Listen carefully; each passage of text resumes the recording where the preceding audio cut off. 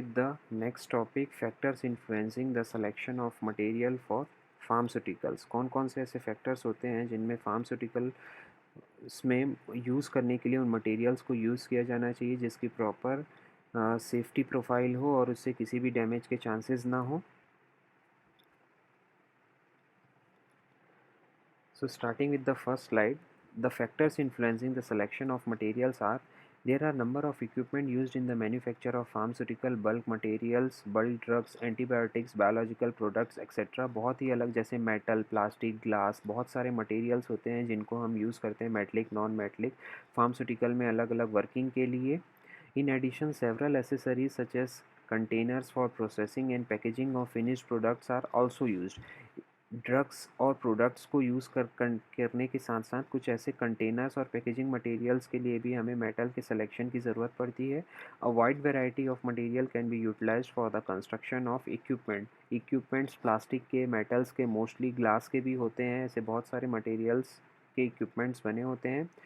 In the plant, improvement is depend upon design of equipment, selection of material and technique of fabrication. किसी भी plant की या industry की जो improvement और उनकी वर्किंग प्रोफाइल अच्छी तब होती है जब वहाँ यूज़ करने वाले इक्विपमेंट प्रॉपरली डिज़ाइंड हो, प्रॉपर सुटेबल मटेरियल सेलेक्टेड हो और जो टेक्निक ऑफ फैब्रिकेशन बनाने की टेक्निक जो है वो डिफाइंड हो।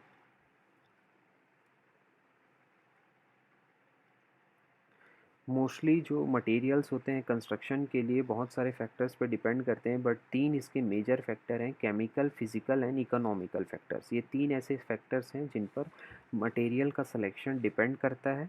देन सब फैक्टर्स इसके हैं: chemical resistance, structure strength, resistance to the physical shock, thermal shock, ease of fabrication, cost and maintenance. कुछ ऐसी चीज़ें हैं, सब फैक्टर्स जो हैं जिन पर कंस्ट्रक्शन ऑफ इक्विपमेंट डिपेंड करता है।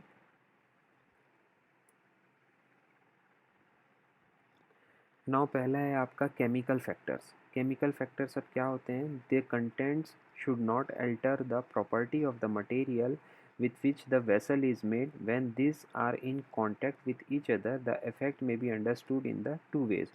जो केमिकल्स आप यूज़ कर रहे हैं उनमें किसी भी प्रकार का कोई इंटरेक्शन आपके प्रोडक्ट के साथ नहीं होना चाहिए, वो केमिकल फैक्टर्स के अंदर आता है। इसको हम दो पॉइंट पर समझ सकते हैं। द कंसेंट्स में रिएक्ट एंड दस contaminated with the material of the plant. जो आप केमिकल का कंटेनर यूज़ कर रहे हैं अगर उनमें रिएक्टिव प्रॉपर्टी है तो वो आपके प्रोडक्ट के साथ रिएक्ट हो सकता है, इसे हमें अवॉइड करना चाहिए। द ड्रग एंड केमिकल में also destroy the material of the plant. इसके अलावा जो ड्रग और केमिकल है वो कंटेनर को भी हार्म कर सकते हैं। ये दोनों ही चीज़ केमिकल फैक्टर्स के अंदर आती है।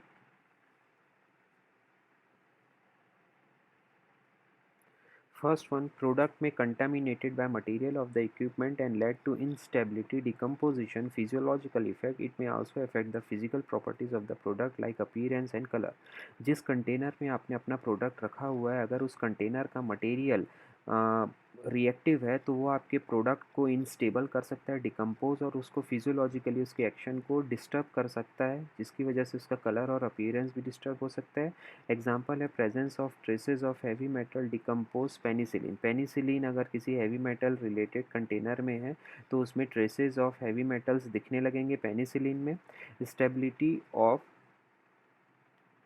Stability of vitamin decrease in presence of metallic ions. अगर विटामिन को किसी मेटलिक आयंस के प्रेजेंस में रखें तो उनकी स्टेबिलिटी घट जाएगी। And the colour of esters will change to pale yellow in presence of iron impurities. ये मेटलिक कंपाउंड है जो अलग अलग ड्रग के कंडीशन को डिस्टर्ब करते हैं।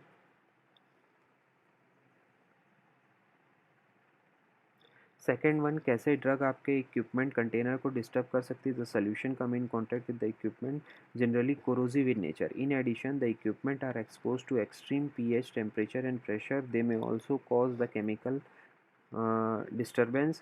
As a result, the material gets corroded, losing its strength and durability, so the life of the equipment is reduced. जो भी आप लिक्विड या ऐसा सोल्यूशन रख रहे हैं किसी कंटेनर में अगर उनमें रिएक्टिव प्रॉपर्टी है तो वो आपके कंटेनर को हार्म कर सकती है जिसकी वजह से उनमें कोरोजन हो सकता है। Material of plant construction assist greatly in providing a plant that will be resistant to attack of the acid alkalies oxidizing agents. जो मटेरियल आप यूज़ कर रहे हैं अपने प्लांट कंटेनर फॉर्मेशन के लिए वो इस टाइप के होना चाहिए, रेजिस्टिव होना चाहिए, ताकि वो एसिड एल्किली के अटैक, ऑक्सीडाइजिंग एजेंट के अटैक को रोक सके।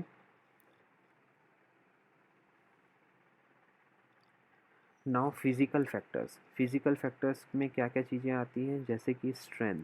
ये स्ट्रेंथ जो होता है आपके फिज़िकल फैक्टर्स को, जो फिज़िकली आपको दिखेंगे ऐसे फैक्टर्स होते हैं, अगर उनकी स्ट्रेंथ अच्छी है तो इस टाइप के डिस्टर्बेंस कम होते हैं। वियर प्रॉपर्टीज़, उनमें रियर वियर यानी यूज़ करते समय उनकी स्ट्रेंथ कम नहीं होना चाहिए। स्टरलाइजेशन की कैपेसिटी होनी चाहिए।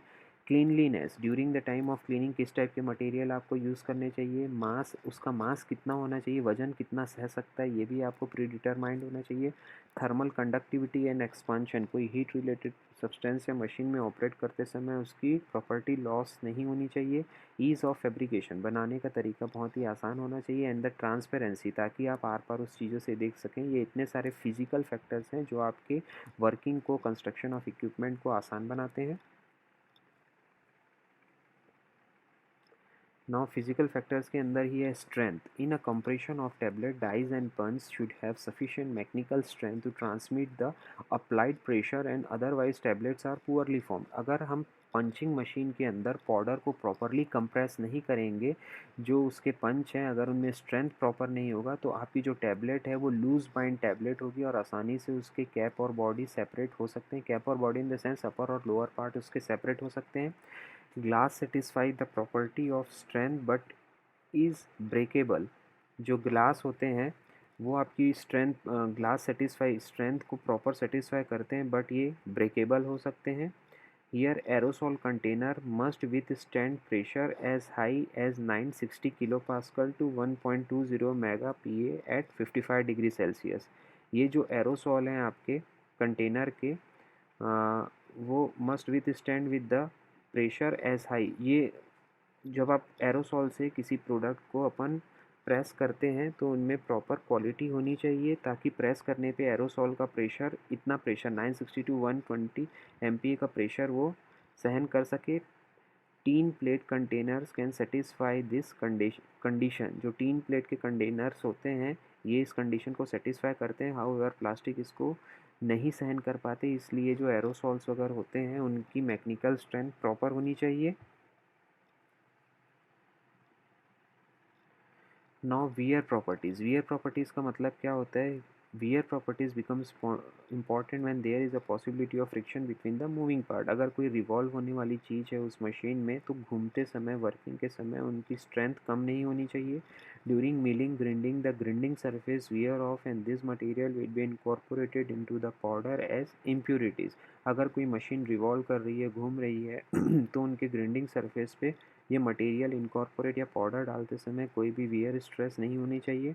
Such type of mills should be avoided when drugs of high purity are required. अगर आपको हाई प्योरिटी ड्रग की ज़रूरत होती है तो इस टाइप की मिल्स को अवॉइड करना चाहिए, क्योंकि इनमें इम्प्योरिटी के चांसेस ज़्यादा होते हैं। The risk of contamination is more due to wear of ceramic और आयरन इक्विपमेंट। आयरन और सिरेमिक इक्विपमेंट की कंडीशन में ये कंटामिनेशन के चांसेस बहुत ज़्यादा बढ़ जाते हैं।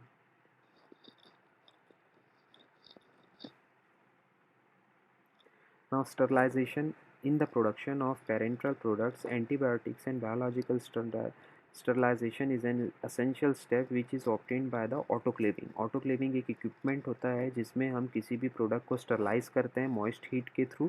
यहाँ पर किसी भी एंटीबायोटिक, बायोलॉजिकल मटेरियल्स को हम आसानी से स्टरलाइज कर सकते हैं। इसका जो इक्विपमेंट और वेसल होता है वो स्टेनलेस स्टील का बना होता है, क्योंकि इसकी वजह से स्टरलाइजेशन बहुत हेल्पफुल होती है। इसमें 120-140 तक का टेम्परेचर होता है जो प्रोडक्ट को स्टरलाइज करता है।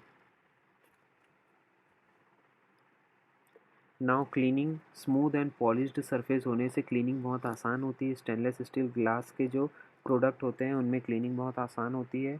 Mass, many time the equipment should be transported and moved here to there for the material is light in weight, otherwise other factors are satisfactory. जितना हल्का आपका इक्विपमेंट होगा, किसी दूसरी जगह ट्रैवल करने में बहुत ज़्यादा आसानी होती है। Then thermal conductivity.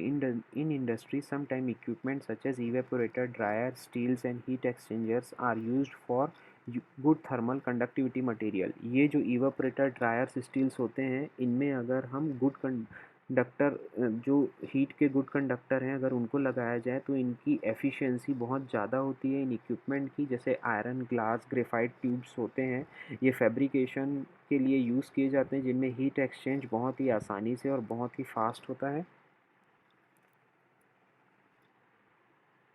thermal expansion.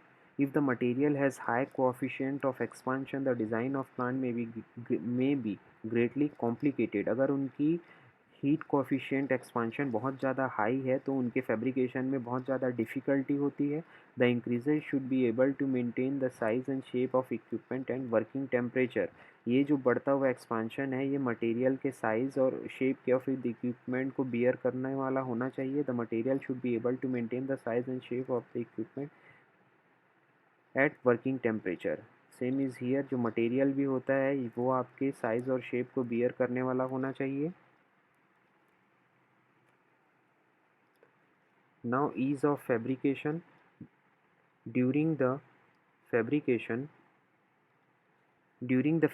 the material undergoes various process such as casting, welding, forging. तो इस टाइप की चीज़ों को सहन करने वाला होना चाहिए और आसानी से मोल्ड हो जाना चाहिए आपका product. And the transparency, it is useful property because it permits the visual observation of the change during the process होते समय आपके प्रोडक्ट में क्या चेंज आ रहा है ये देखने के लिए अगर वो प्रोडक्ट ट्रांसपेरेंट है मटेरियल तो आपको बहुत ज़्यादा हेल्पफुल होगा वो.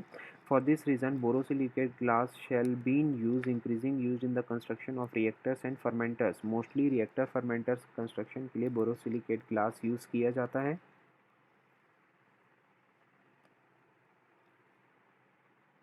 Now the third major